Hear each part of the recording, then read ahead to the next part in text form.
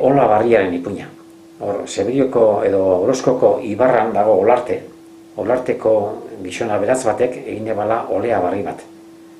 Eta martxan botaten joan zanean, ezin ebala botan martxan, zirkin ipez oleak. Eta orduan esan hotzela, ola gizon batek segitik iztago egiten behorrek ematen bate zupelegorrera, ze amotuko senyorea gane gongo da negu egiten, da segitik iztago egintan da konsulta eskatu ia zer pasten jakon ola oneri.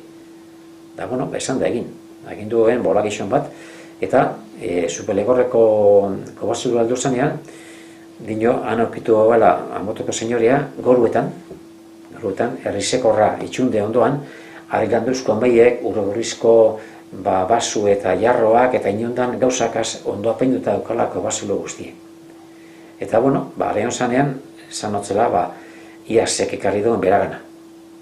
Eta zanotzen, hoxe pasaiako gozabari hola barri eraz, eta ez dakigua zer pastan jakon da zugana gatoz konsulta egiten. Da, bedinkatu duzu olea?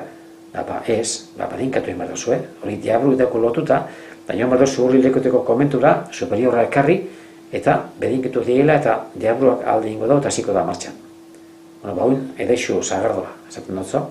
Bedakeran, Jesus esaten dau tragu bat egin baino lehen, eta atzera itxi.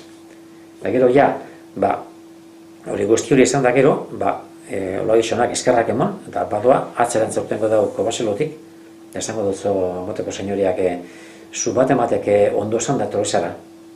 Ze, lepo amoda joan bazinen, nago ez garatuko zinen betiko hemen. Da gandera eroizu basu hau zauaz, zezok edakeran bedinkatu induzu. Eta lehen txartoko emanaz, bedinkatu dekero txarrako amonaz derezu zauaz.